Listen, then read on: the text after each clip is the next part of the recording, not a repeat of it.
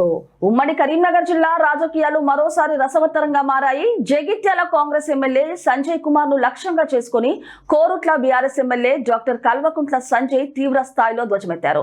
నీకు దమ్ముంటే వెంటనే నీ పదవికి రాజీనామా చెయ్యి, నీ మీద నేను పోటీ చేసి గెలుస్తానంటూ బహిరంగ సవాల్ విసిరారు.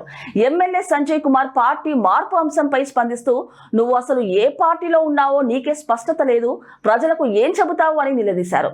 జగిత్యాల నియోజకవర్గ అభివృద్ధిపై మండిపడుతూ గత 2 ఏళ్ల కాలంలో జగిత్యాల సమస్యల గురించి ఒక్కరోజైనా అసెంబ్లీలో ప్రస్తావించావా అని ప్రశ్నించారు. సొంత నియోజకవర్గ సమస్యలను పట్టించుకొని నీకు జగిత్యాల గురించి మాట్లాడే నైతిక హక్కు లేదని కల్వకుంట్ల సంజయ్ విమర్శించారు. అభివృద్ధిని గాలి కొదిలేసి కేవలం రాజకీయ పబ్బం గడుపుకుంటున్నారని ఆరోపించారు. ఈ సవాల్తో జగిత్యాల కోరుట్ల నియోజకవర్గాల మధ్య రాజకీయ పోరు ముదిరింది. అధికార ప్రతిపక్ష ఎమ్మెల్యేల మధ్య మొదలైన ఈ సవాల్ పర్వం రాబోయే రోజుల్లో ఇంకెన్ని మలుపులు తిరుగుతోందని స్థానికులు చర్చించుకుంటున్నారు. మీకే తెలియదు కదా, మీకు దమ్ముండి కొద్ది మాత్రం దమ్ముంటే రాజీనామా చేయండి. వాళ్ళు నేను నా కాన్స్టిట్యూన్సీ రాజీనామా చేసి నీ జగిత్యాల కాన్స్టిట్యూన్సీ నీ మీద పోటీ చేస్తాను. నీ మీద జగిత్యాల పోటీ చేస్తాను నేను.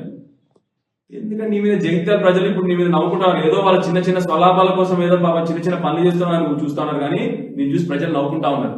నీకు జగిత్యాల అంటే తెలియదు, జిల్లా హెడ్ క్వార్టర్ ఏంటో తెలియదు నీకు, Jagtial constituency medical college Jagtial జిల్లా అంటే తెలియదు నీకు. నువ్వు జగిత్యాల ఒక జగిత్యాల గురించి మాట్లాడుతా ఉన్నావా? ఇప్పటి వరకు జగిత్యాల సమస్య ఒక్కడి అసెంబ్లీలో 2 సంవత్సరాలు లేవనెత్తింది ఎవరైనా చూపెట్టండి. ఇప్పటి వరకు ఒక్క అసెంబ్లీలో జగిత్యాల సమస్య ఇప్పుడు లేవనెత్తి చూపెట్టండి.